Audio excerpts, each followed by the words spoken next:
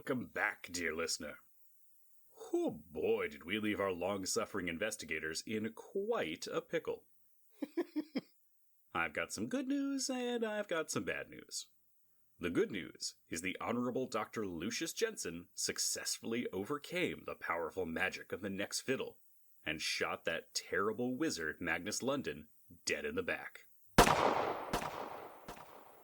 The bad news is we learned why groundskeeper Tobias Pierce has been on such a hair trigger.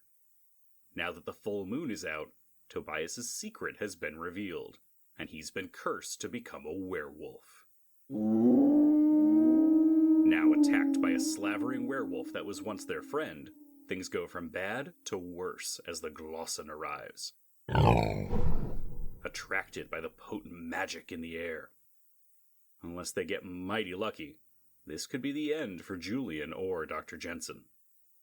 Alright, recap out of the way. Phoenix, it's your initiative. What do you want to do? Oh, it's fine. This is fine. It's a great day to be me. Do you want to dash into this secret cellar, or do you want to head upstairs? Well, do I need to do anything to get up? You mentioned that I had tripped. No? Okay. Nah, you're all right.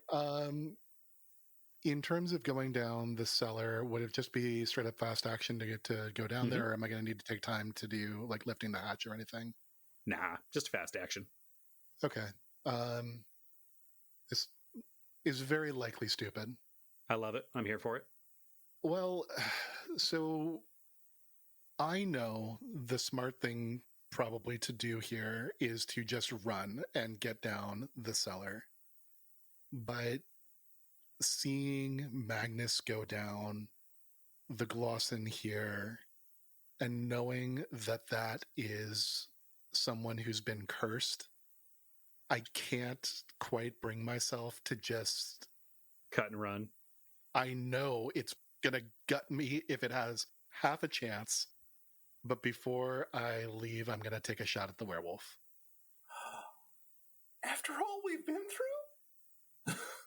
Well, I was through a bunch of stuff with Tobias, but this looks more like a Tommy. Tommy bias. So yeah, I'm gonna take out the pistol and pop a shot at the werewolf. Go for it. So that's 10 minus 1 for condition, so 9 dice. Now, Zach, you have one fast action left. Do you want to try and dodge this pistol attack? Yeah. I think that would be for the best. That's 2 success on 9 dice. That's Oof. 3 success on 9 dice. He's nimble. Sorry. So Julian levels this pistol at the werewolf, and just before the muzzle flash, the creature flings itself to the side and lands on all fours, snarling at him. 10 out of 10, Zach. Thanks. $100,000 worth of training right here, guys. You know what? It shows. Oh, gosh. Stop. Yeah, no, so with that, I was like, well, shit. And I will go ahead and head down the ladder. Okay. I will call out to Dr. Jensen. There's a hatch in the center of the room. These two are fighting. I'm getting the hell down there. So I'll just let him know that I'm heading downstairs, and then yes, I will go down there. All right. Julian kind of scrambles down that ladder. As soon as he does, he is met by profuse barking. It's fairly dark down here, but with the little bit of light from upstairs from where there was that lantern, he's able to see what looks like a desk that has a small cage on it that contains a dog. There is a scattered pile of papers. There's a very large barrel of kerosene. And there is also a ritual circle. Now, you're sure that this is the kind of thing Sophie would immediately be like, oh, well, it's supposed to do this. However, it is carved into the floor. There are candles at different points of the circle. And it is surrounded by autumn apples. And in the center lies a staff. The same one you've seen before. Cool. Now, that will be Julian's fast action to get down there. Because Julian does have the defensive trait, he does still have a fast action left for dodging. Yeah. Mm-hmm. Okay. Yep. That's it for me.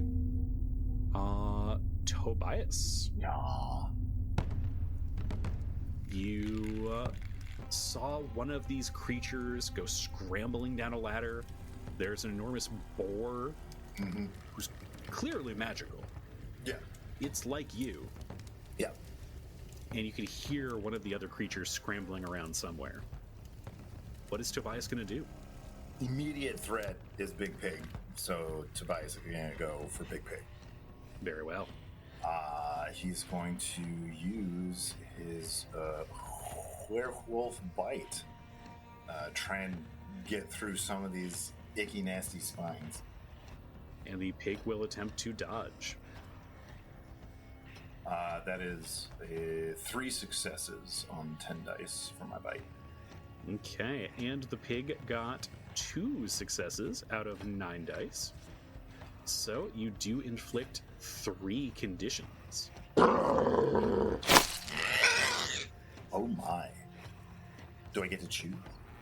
You do not. Okay. With vaesen, they have a set of conditions, and you work your way through them. Excellent. Your damage has left the glosson vengeful but tactical. Oh dear. Don't like that tactical bit. Is there anything that Tobias is going to do with his fast action? How much of Tobias's faculties are left right now? How much of Tobias is there, or is it just the wolf?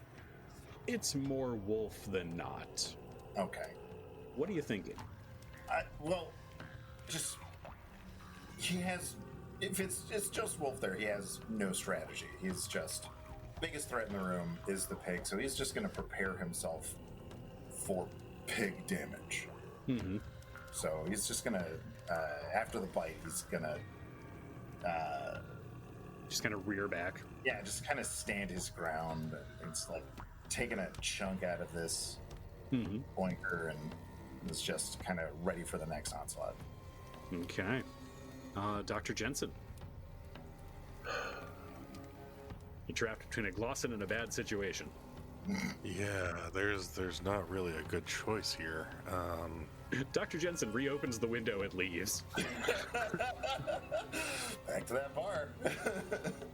I mean, well, but Julian, for some reason, went down. Dr. Jensen would have gone up, but that's a personal choice. He doesn't want to abandon Julian. He knows that we are trying to protect the grave sow because that is a cursed individual that we're trying to save. And, well, Tobias just turned into a giant werewolf, or giant wolf creature. The ethics of this are very confusing at this point. I guess I would, if Julian looks like he's out of harm's way, and it looks like these two are duking it out for the time being. They don't seem to have noticed me, correct? As far as you can tell. But I'm assuming Julian's okay. If he yelled that he went down the stairs, I'm assuming he's okay. I don't want to draw these things to me, but at the same time, I guess I would be, amidst all this chaos, I would want to try to make sense of what happened to the individual who, up until 15 minutes ago, was our friend and ally. Do I know anything about people turning into a wolf-like creature, vaesen? As a slow action, you can make a learning test. I think I would like to, even though it's probably not going to go well. You have a few mental conditions at the moment. Oh, that reminds me. I don't like that. Oh, that reminds me. Let's not be reminded of things. No, but I got it, Bill. I'm so sorry. Can I get a fear test? Oh, yeah. Phoenix should have gotten one of those too. Werewolves are scary. Yeah. Okay, well, I do have Brave, so I have +1 to all fear tests.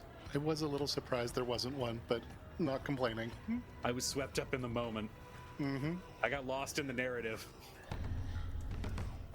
I'm assuming because this is in reference to the two vaesen duking it out in front of me and not the dead body that I produced outside. Correct. I can't use my army test for this. Nope. Okay, so that would be 5 dice +1, that'd be 6 dice. But with 3 mental conditions, that goes down to 3.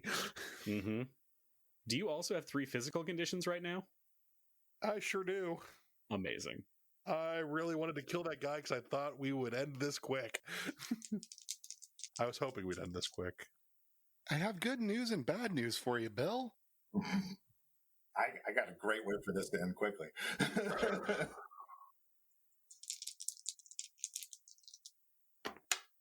Nope. Well, on 3 dice, I have 0 successes. I'm assuming you don't want to push that? I'm broken if I push it. You know what? Fair. Well, actually, I might have some bad news for you, Bill. I'm going to be broken.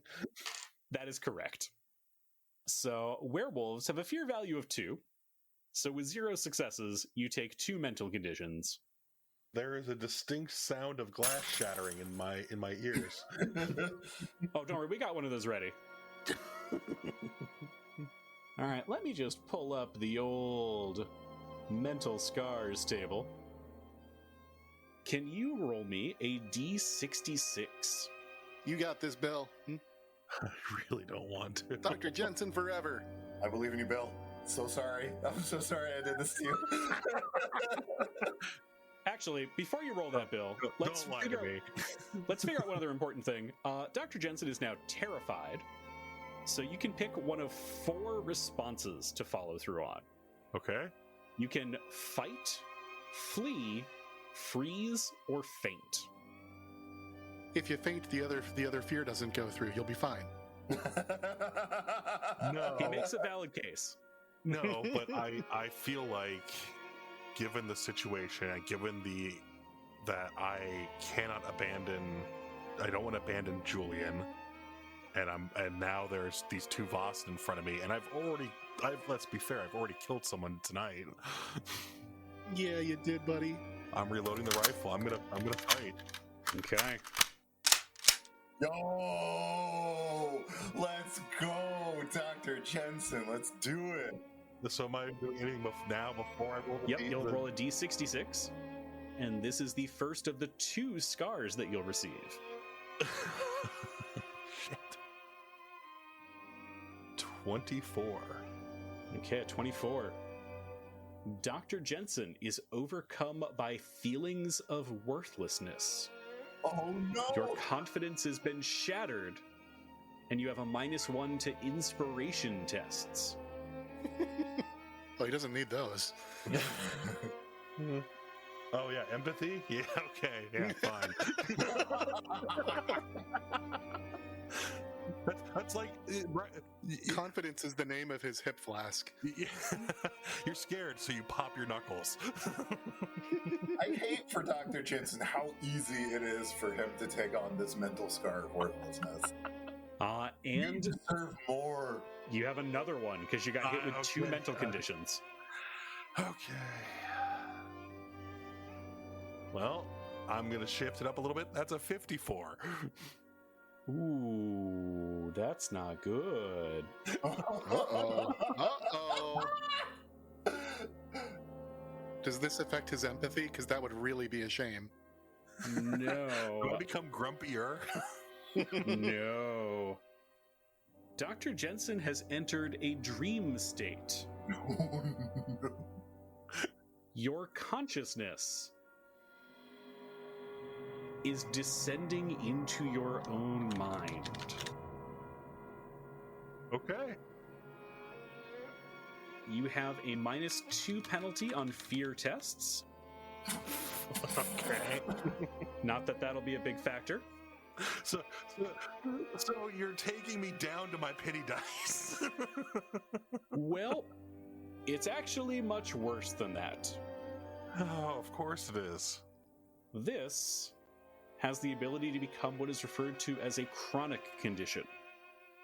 That is the mental equivalent of a fatal physical condition. Oh, crap. Dr. Jensen is now potentially on a timer. He has a certain number of rounds before he will be unable to escape a waking nightmare. You got this, Dr. Jensen. I'm so sorry. Okay, well, I guess I'm glad I'm by myself in the study. What can I do? I will let you make that attack because you did become terrified. Okay. It will just have a random chance of what you hit. Also, you are screaming. Julian, the sounds that are coming from upstairs are like nothing you have heard come out of the chest of Dr. Jensen before. Oh, hell. Well, here's to shooting at whatever crazy images I'm staring at right now. No, here's to shooting to whatever crazy images I'm staring at right now, as I do not roll the dice while I am talking. Hannah thanks you. Guess what? I didn't hit anything. On no successes on 3 dice. Phoenix, you hear gunshots and exploding glass. After I hear the glass explode, and I'll just yell out, "I will see you in hell!" Oh no. Oh, Lucius, oh no. I will hide in the corner and use my battle ready. Do you have defensive as well? I do have defensive. Okay.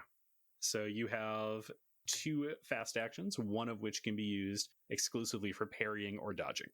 Yep. Oh, so he can still move around and stuff? At the moment, yes. Okay. Only for as long as that kind of like fighting adrenaline lasts with the terrified condition. Since we let him have that one first. Tobias. Yes. Well, yeah, Big Pig. Big Pig's still there, so Tobias is gonna try and bite Big Pig again. I mean, he's also very aware of the sounds of what sounds like terrified prey. He can smell the fear coming out of the adjoining room, but again, Pig is main priority. Pig is trying to gut Tobias, so that is 1 success on 10 dice. The Glosson will attempt to dodge. Ooh. 3 successes on 9 dice. Fine. So Tobias lunges forward. But clearly this creature is more tactical suddenly. Its metallic hooves clatter across the stones as it hops backwards. And it kind of bristles those spines along its back, menacing Tobias's jaws as he goes in for the bite. He snaps just short of impaling his mouth on one of those spines, and then goes back to snarling and circling this worthy foe. And speaking of, the Glosson itself is up. First it's going to try and just take its own bite out of our very dear werewolf. Tobias is going to dodge. Very well. Oh no. What'd you get? I got 0 on 9. Oh no. Okay, it got 1 on 9. Zach, you take 3 conditions as a werewolf. Where does my armor play into that, Oh, does it? if you have armor, you can roll those as extra dice at the end. So after the hit. So I get to roll 4 dice. Yep. Exciting. And each one of those will reduce the damage by 1. Okay, but I'm still taking these. Yep, you still got 3 damage coming at you. Okay. 1 success. So 2 damage, and so that's 2 conditions, y'all. Yep. Oh, that just made me irritated. Mm-hmm. And then the Glosson, with its last attack, it kind of pulls back from Tobias and sort of circles around that ladder. And just as you think it might kind of weave to the left, it weaves to the right and runs at you. Oh, dang. And it attempts to run right between his legs.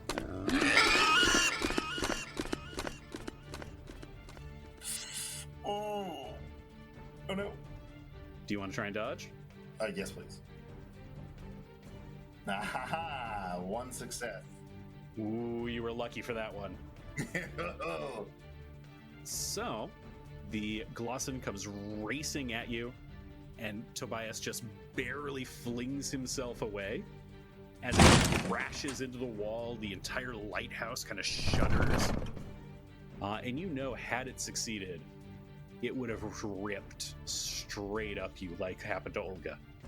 Whoa. Julian, you are within easy reach of that staff if you wanted it. Yeah, so I have a question. Yep.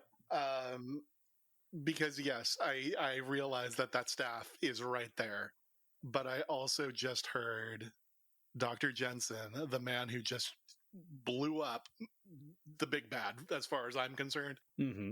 He took out the big bad for me. And I just heard him screaming upstairs. Mm-hmm.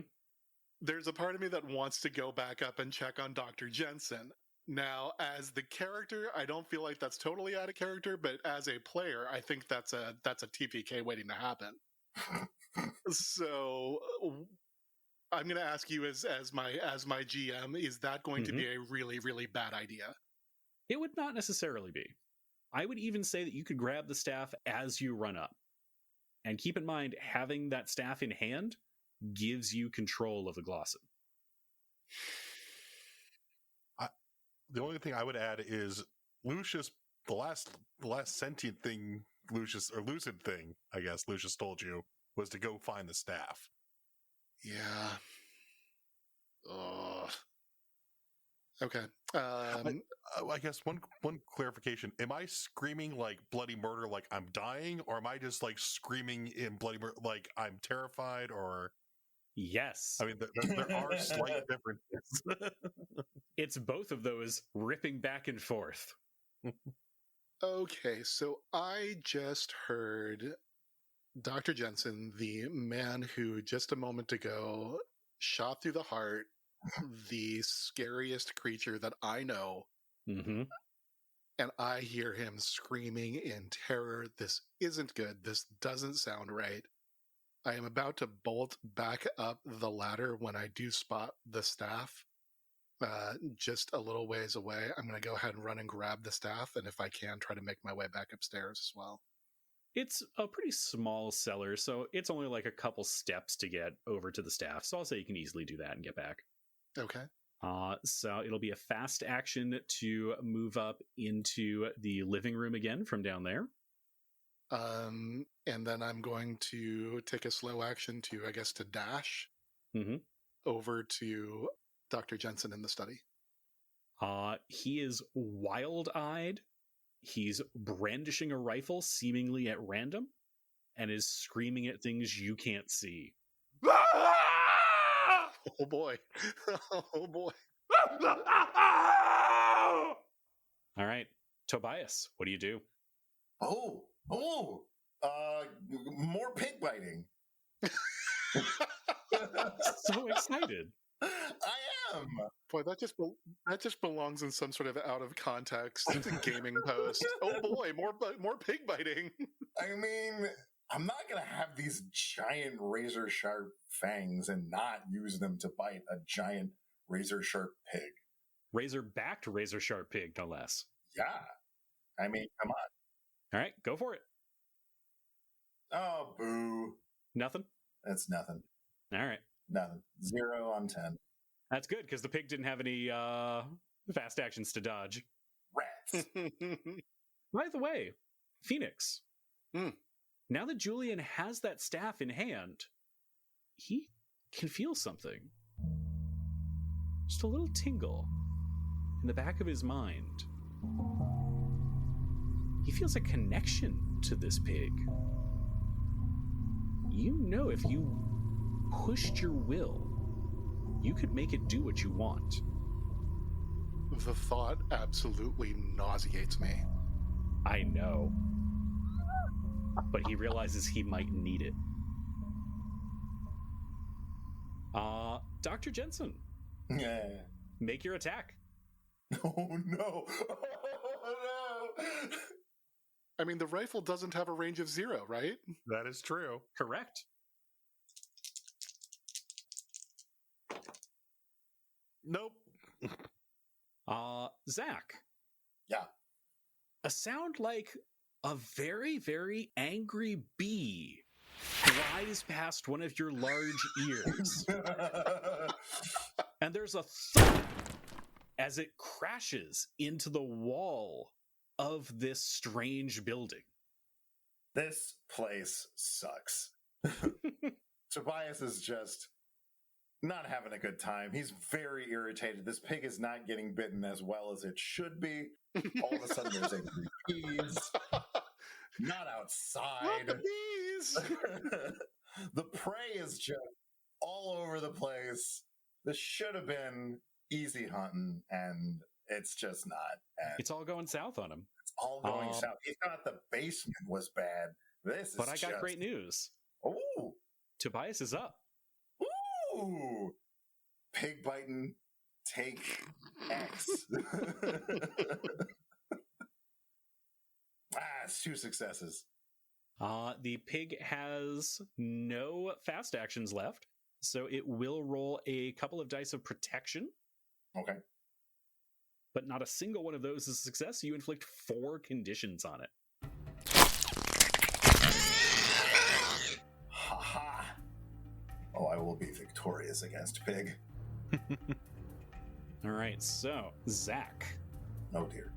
the werewolf form lunges forward, grabs a hold of this pig, and just claws start tearing through it. Your fangs start ripping out chunks. And the pig begins thrashing. The two of you go rolling across the floor.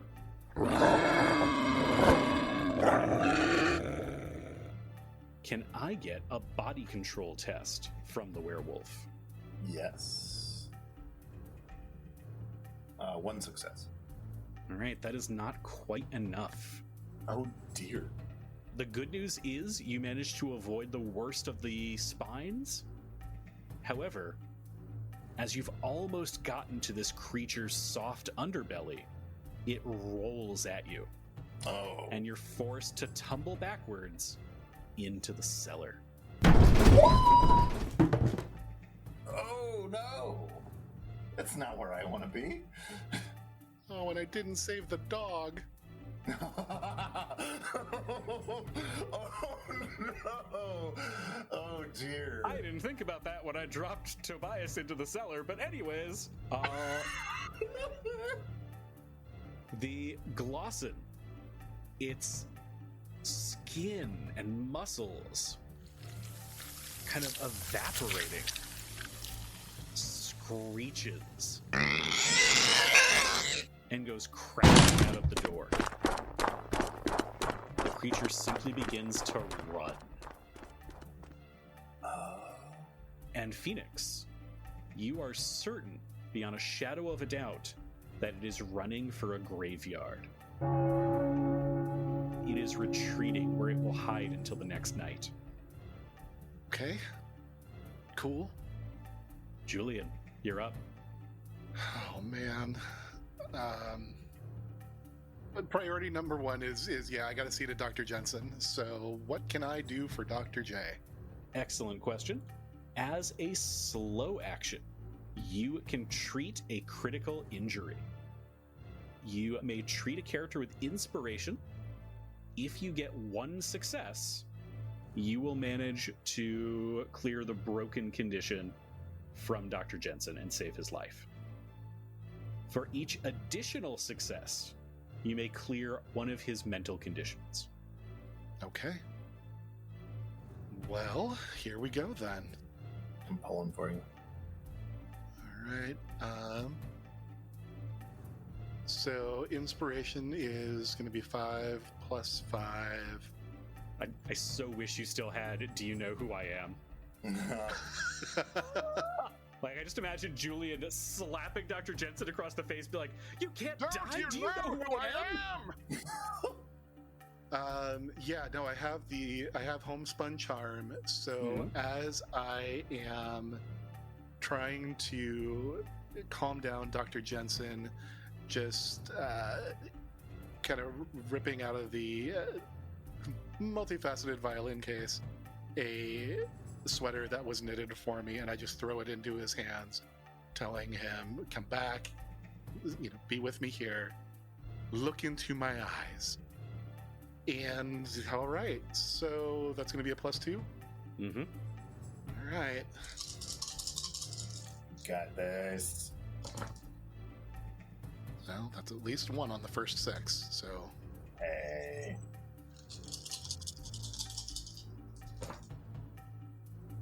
and then 2 more on this, so that's 3 total Yes. on 12 dice. Yes. And from the brink of death. Brink of madness. By the way, Bill, that particular mental critical condition, you were going to go chronic in D6 rounds. Oh, What'd you roll? 4. Oh. Yeah, I yeah. So you had 3 rounds left.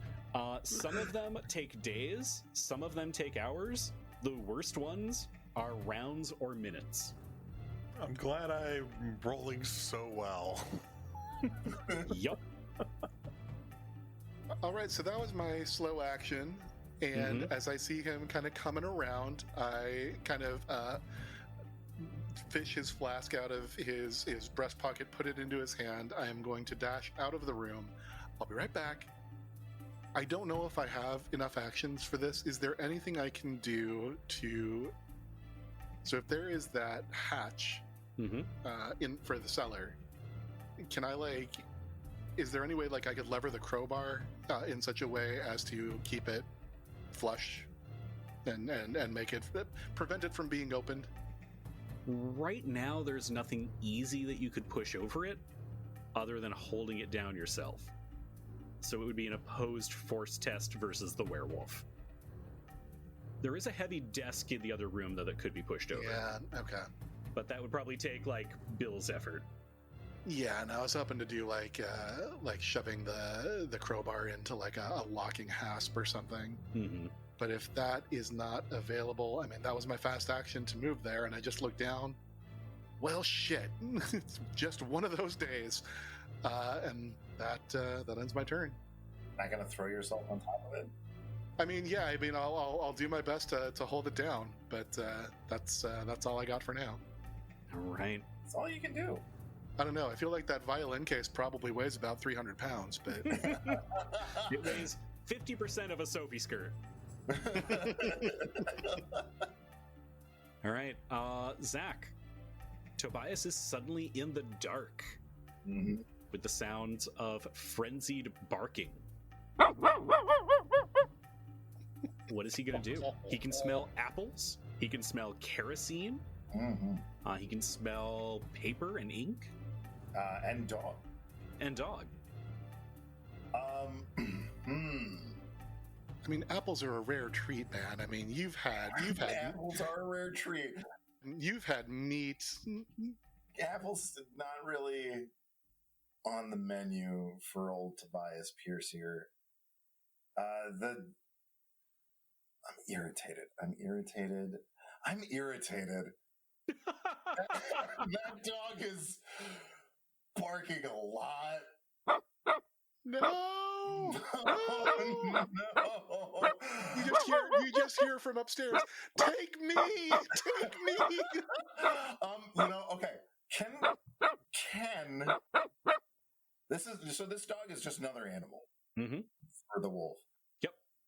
Can Tobias stalk over to the cage and attempt to frighten this dog? Oh, absolutely. All right, that is what he will do. I appreciate you, Zach. Slowly, agonizingly, he will stalk over there, fur bristling along his hunched back, get right up to the cage. Is this like a metal barred cage, or is this like a small little cage? Okay. Almost like what you'd put like a parrot in. A parrot. Okay, cool. Or like a parakeet, pardon me. Yeah. What is the size of this animal? What is this thing? Like a small purse dog. Okay. Does it look familiar? Not to the wolf. Not to the wolf, okay. Is it still barking? Not as soon as you hunker over there. Okay. It makes a very soft whimper sound, and its tail just goes between its legs. All right. Tobias is satisfied with the deference this animal is showing him, and so stalks away and is going to try and get out of this cellar. And we can say that was most of his turn to start coming over and snarling at that dog. It takes a lot of effort to intimidate a dog of that size. Hey, you know what? Fact. I know. Bill, you're up. What are you doing? Do you want to try and push a desk over top of that trapdoor? We gotta save the dog. Yeah, my voice is hoarse. I'm still white knuckling, clutching up a rifle, but I recognize that I kind of came to my senses that Julian was here, and I see him run back into the room and kind of slam the door to the presumably the basement where he went. So I'm gonna follow his lead. I'm gonna start pushing this desk in the study out and onto hopefully onto that trapdoor to help give it some weight. I think this is a good point to kind of wind down the combat. There is a howling that emerges from that cellar as claws rip and tear and worry. However, the ladder that leads down into the cellar gets broken under the weight of an angry werewolf, leaving the creature just to keep jumping and ripping at the ceiling. I'm assuming that Dr. Jensen and Julian will stay in the lighthouse, continuing to put more and more stuff on top of that cellar. Yeah. We don't want it getting back out. Julian, upon realizing that the dog is still down there, tries to move the desk off once. Once he tries to move the desk off, and then resigns himself to that. The wolf is singularly focused, so I'm so glad. Blindingly annoyed at what is going on. Prey just out of reach. You can smell the blood that is slowly caked on your hand. And the terror that's pouring off of Dr. Jensen. Oh, God, that sick sweat. Drenched in fear. Musk. Yeah. The musky Dr. Jensen. Oh, yeah. Delicious. He wants. Concerning. Ours is not to question werewolves, Bill. That's rule number one.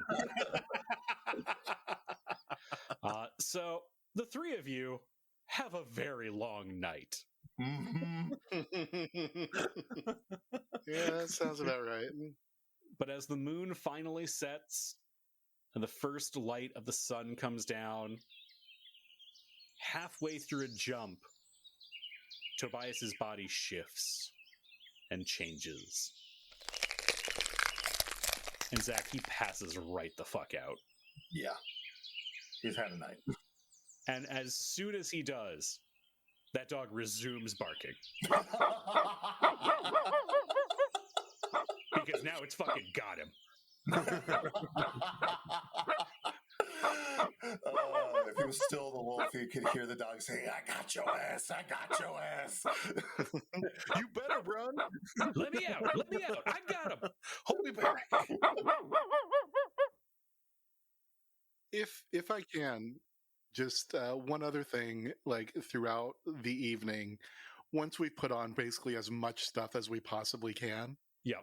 I'm going to excuse myself from the living room for a moment. I put a hand on Dr. Jensen's shoulder and kind of motioning, with my thumb over, at what's just outside of the front door, and just tell him, thank you. From there, I'm going to go out the door, close it behind me, look down at the mess of this individual, just the fear that this man inspired, and hoping that it's over. And I guess maybe before I pull the triggers, I just look down. I am not your thrall. I am not your puppet. Her name was Rose, and this is the last you'll ever see. And I am going to take out my pistol point blank and shoot him twice in the eyes. Fuck yeah. You said you closed the door after you went out? Yes. Okay, so if I hear the gunshots, were there any glasses or something, like brandy glasses or anything in the study? Let's say yes.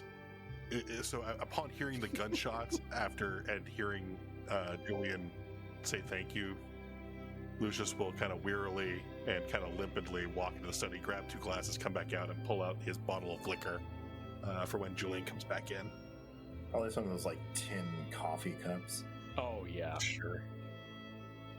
So Phoenix, anything else that Julian does with standing over this body? Yeah. Take a deep breath. Clean myself up a little bit. And walk back inside and happily take a glass from Dr. When you Jensen. come back in, he'll have a glass. He'll pour it out and then hand you one and go, good morning. I hug you.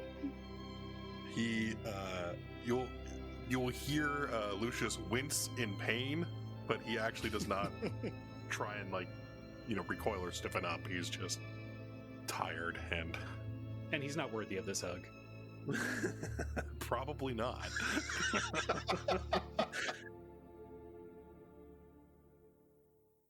Emotionally, he's not. He's too emotionally stunted to be worthy of that hug, but I've got to get my shattered confidence scar in while I can.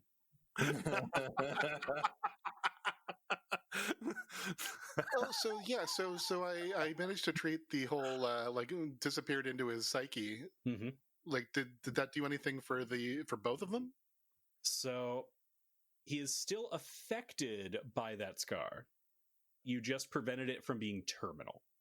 Okay, got it. And during the start of the next mystery, Bill will roll to see if these become permanent. Got it. Okay. But Lucius just looks really haggard. We've been through the same stuff tonight, but just you going outside and coming back in and seeing him again, which is even just with the tin cups for liquor, whatever. He just looks through the ringer.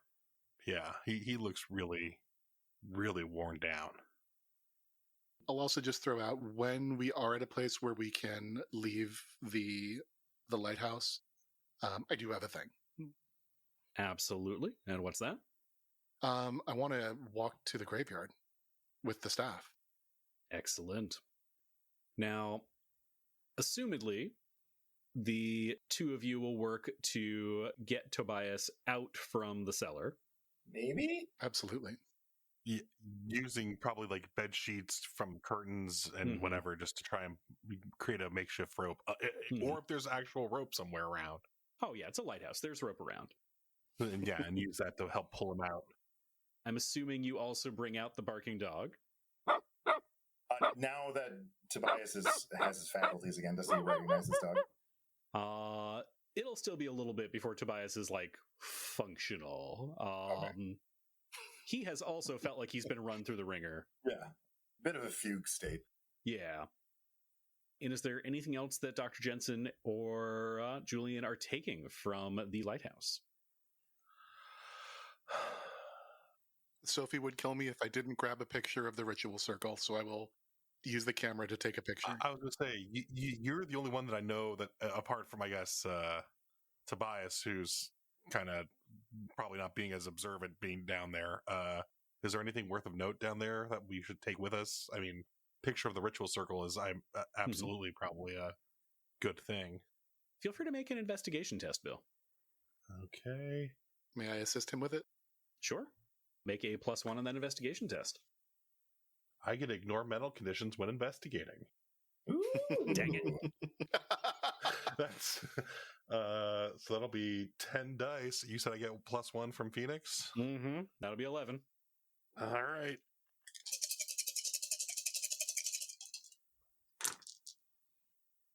One success on 11 dice.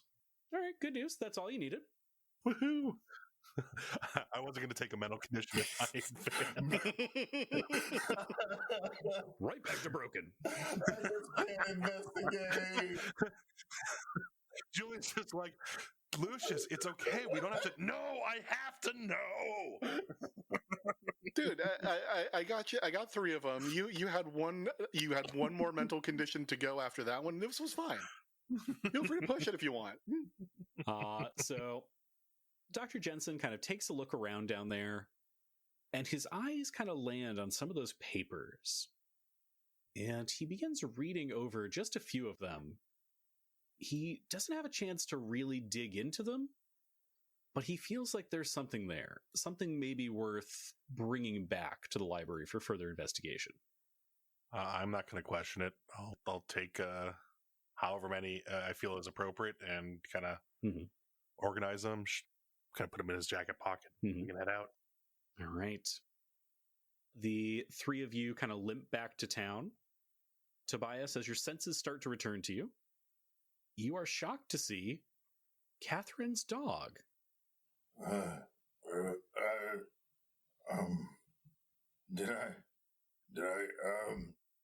didn't. I'm sorry.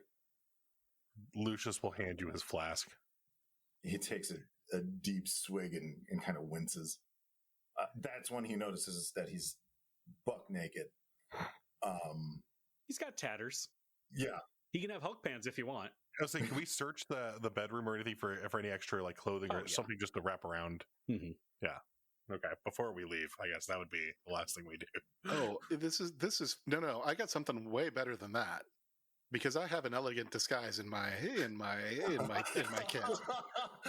Oh God, is he coming back just so flamboyant? Yes. Tobias is wildly uncomfortable, but he did almost devour you both, so he's going to take his licks. You have no memory of that. You remember seeing the moon. Yeah. Well, he assumes that he almost devoured the 2 of them, so. And I'm really sorry for taking a pot shot at you, dude. It's all right. I probably deserved it. It's fine. You're now in a velour suit.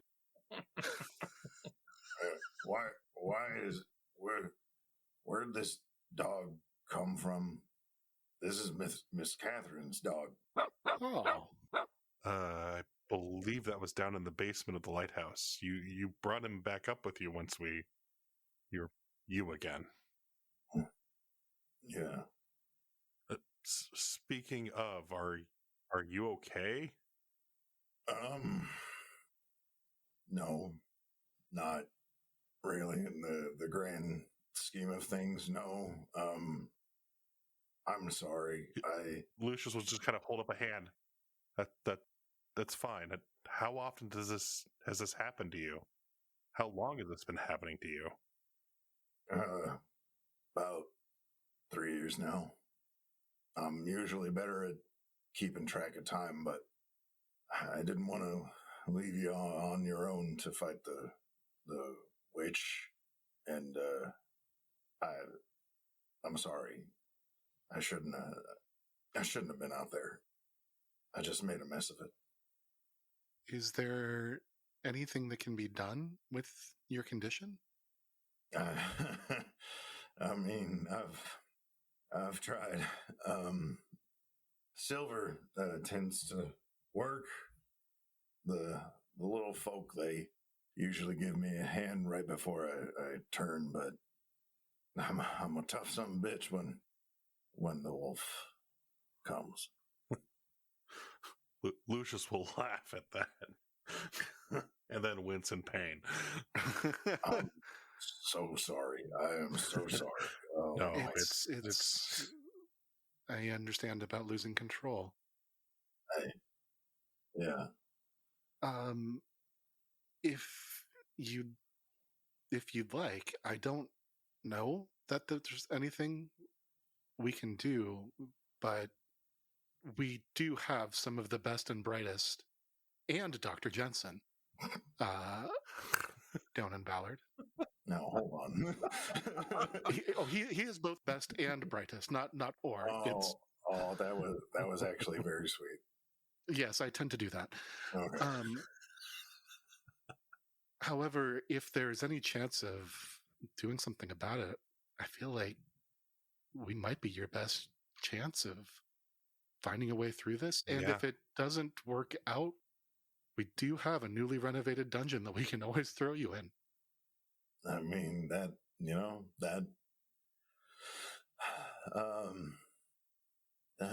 might be for the best.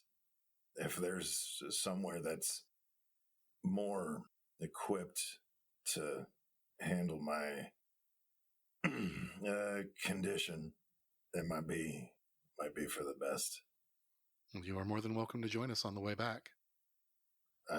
Well, I can't leave the hotel and Lisa, but I can understand that. If Miss Catherine comes back, then I might find my way down to you guys. Wait a minute. Did you say that dog belonged to Catherine? Mm-hmm. Yeah, that's Mr. Flopsy right there. Why would Magnus have kept the dog? This is also only funny maybe to me and Zach. The name of the dog is Costa in the actual adventure. Oh my god. All right. Okay. Very fun. But why don't y'all and I kind of twirl the staff? I think we have one more thing that needs to be wrapped up before we leave, or before we head back to the hotel.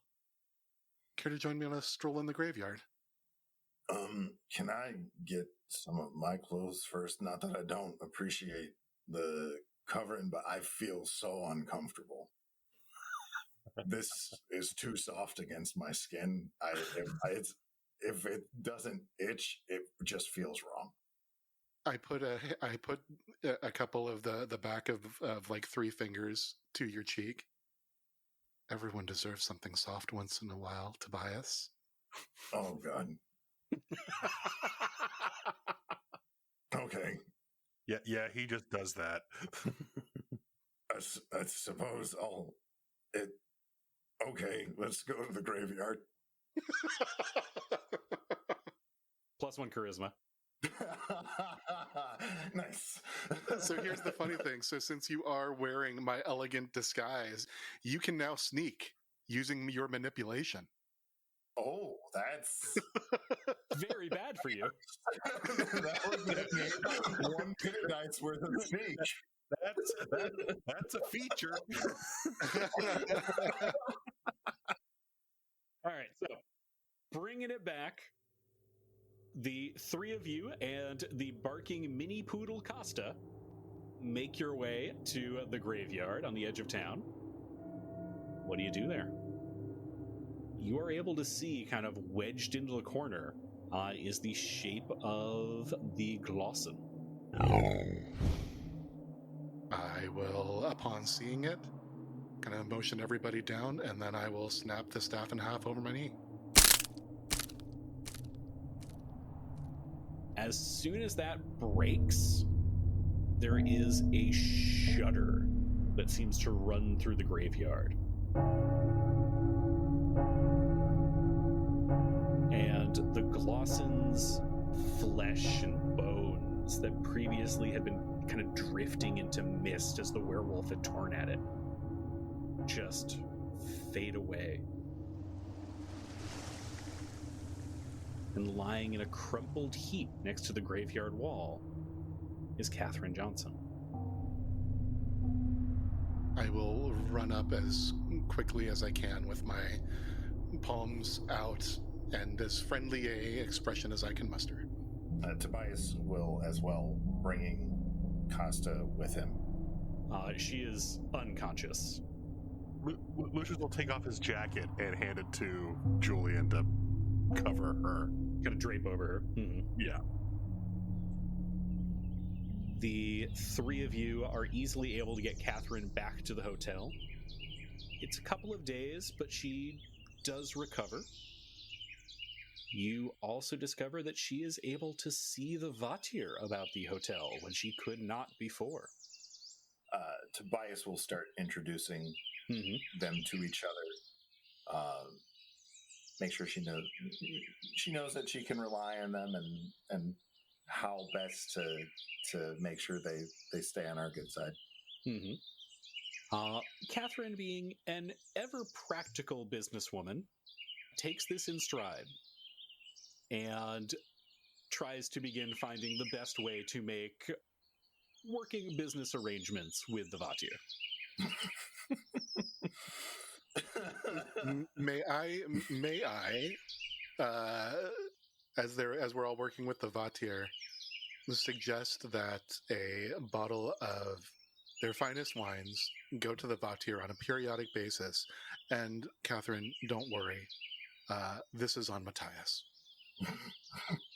Lucius will also mention that it might help to build them like a little shrine or something that's like in honor of them, like he has in his infirmary, just to help keep them happy within the hotel. She will certainly keep that in mind. Now, question for Tobias. With Catherine back, is he going to take up the players on their offer and travel back with them to Seattle? Or will he choose to remain here? I mean, he's going to check with Catherine. He's not going to just leave her high and dry, but he's pretty sure what the answer will be, what with her now having a closer working relationship with the Vatir now. Well, and real quick on that too, I think I would extend the same invitation to Catherine, understanding she's got a hotel to run here, but she's probably just been through some shit. So again, the library might be a good place for her to work out some of that. So I'll extend the offer. Well, and even beyond that, just given how the town's been kind of reacting, I mean, you both are more than welcome to stay here and continue your work. And if you decide later you want to come down, we'll always be available. She might wind up taking you up on that. Saying if you need to get a hold of us, we're just a few letters away. So, Catherine is not quite willing to leave just yet, but certainly may come down and visit. Zach, what does Tobias want to do? Tobias is going to go down to Ballard. He's going to, if there's a way to break this curse, he's all about it. And I mean, who knows? Maybe they need a groundskeeper. Do they? He doesn't know. They've got a groundskeeper, but he could always use an apprentice. All right. He's there. The Sisters of Satan will drift away. However, the particularly enthusiastic Clara Berg would love to stay in touch with Dr. Jensen. Dr. Jensen will very, channeling his inner Julian very politely and as eloquently as he can attempt to say that if only it weren't for certain activities that would keep me away, I'm very sorry, my dear. You would be better off with another man, and he'll try to make a quick exit. She looks over you. Doctor, you stink of despair. You're covered in blood. I'm pretty sure I can smell gunpowder on you. And you look like you probably shot someone today. Here's my address. Yes. I'll be looking you up later. Dr. Jensen gets a goth girlfriend. If you didn't do it, I was going to slip his address to her on the way out. I was about to say, Lucius gives Julian a look of like, don't you fucking do dare. it. Just, it's one of those, me, as I just completely overly exaggerate putting the address into her pocket. Yeah. I don't know what you're talking about as you're writing down something. Ripping it off and handing it to her. 100% not surprised. Josephine Adler, the perhaps most stable of the Sisters of Satan, is looking to be done with all of this and plans to take a train back out east. It is also probably for the best that the three of you are away from Crescent Bay, as very soon a series of violent murders will be discovered here, with 2 people cut in half and 1 person shot 3 times. What could have happened? He's lucky it wasn't more than that. This is true. What a mystery. Shot 3 times and the lighthouse trashed. There was kerosene in the basement. I'm surprised you didn't burn it down. The 3 of you wait only a day or 2 more before the carriage arrives to take you back to Ballard from what was, again, supposed to be a relaxing vacation. I'm gonna punch Matthias in the junk. As your carriage slowly makes its way back to Seattle, I've got an epilogue for you. Ooh. High above the town of Crescent Bay, flurries of snow drift down from the clouds and continue to blanket the small settlement in a soft sheet of white. Farther east, over forgotten forests and beyond the scattered remains of towns that never were, a young boy named Jack stands on a train platform, the snow surrounding him gray with dirt and meltwater.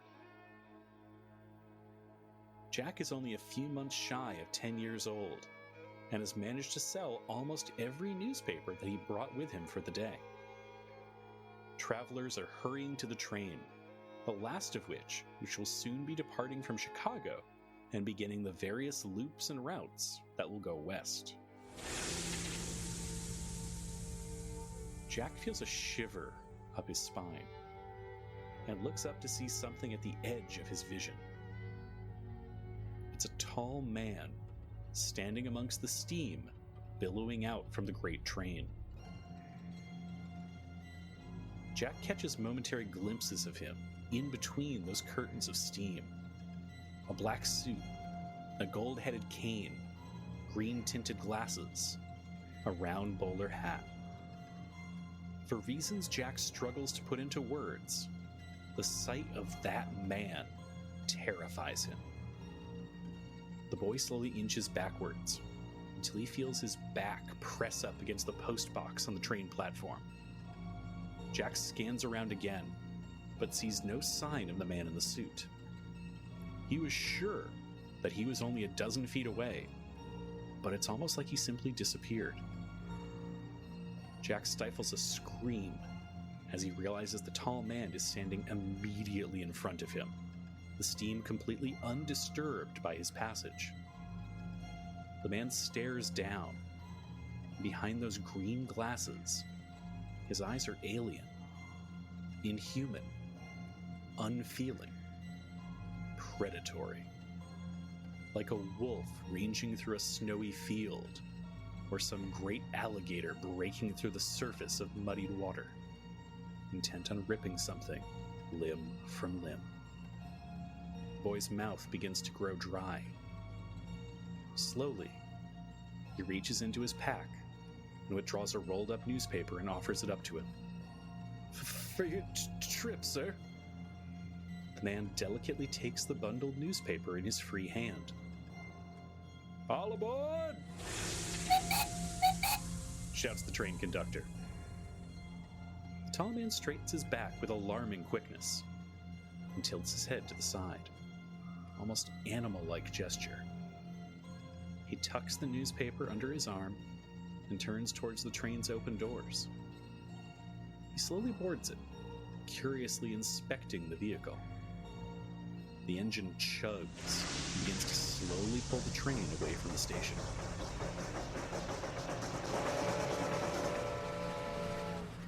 The boy collapses to the ground, the muscles in his legs giving out.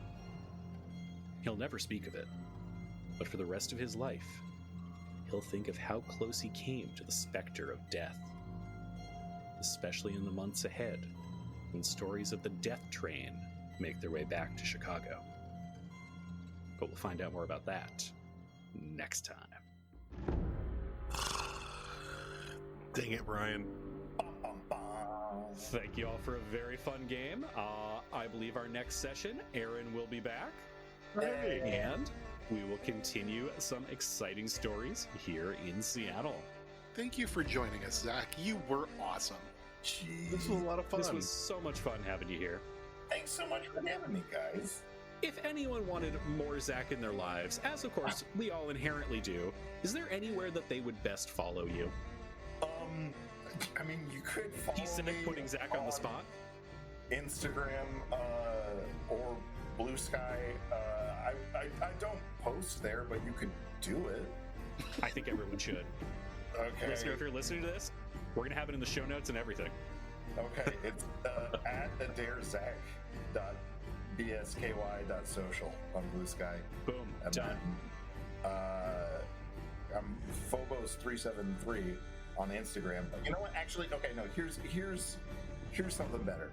If you are in the greater Seattle area, follow Beguiled Books. It is Beguiled Books, you say? Zach, tell me more about Beguiled Books. Why, thank you, Brian. I sure will. Beguiled Books is Seattle's first and only mobile romance bookstore. Started by Ashley Adair, my darling wife. We set up shop at markets around the greater Seattle area and purvey kissing books to all who would enjoy them. Check out Beguiled Books on Instagram. She's worked very hard to make this a very special place, and it's really cool. I have also been to the mobile book trailer. It's amazing. There's so much neon. You can also get surprise book packages. You sure can. Where you don't know what you're going to get. It's awesome. And we will have links in our show notes. Oh, gee, thanks. And sometimes you can even find Zach there. Pretty much all the time you can find Zach there. Thank you, dear listener. As always, we can't wait to share what's coming next, and we will see you again soon. Thank you so much for listening to this episode of Spirits and Monsters of Old Seattle. Our theme song is Myths and Legends by Robert Bruckmeyer and is playing right now. Our episode music is from the incredible Andreas Lundstrom's RPG soundtracks, and you can hear more of his work on the Sweden Rolls podcast. Our editor is Hannah Cheney. If you've enjoyed the show, it would mean the world to all of us if you could share it with a friend, or an acquaintance, a stranger, even an enemy. We're not super picky. However, it is the single best way to help us get new listeners and continue to grow. If you've really enjoyed the show and you want to let the world know just how much, we're launching a storefront where you can buy some cool gear and a Patreon. You'll find the links in our show notes. We'll be looking forward to sharing more stories of the vaesen in the Pacific Northwest. But until then, remember the motto of the library. Fear gives way to knowledge. Knowledge gives way to wisdom. And wisdom gives way to the truth. Until next time.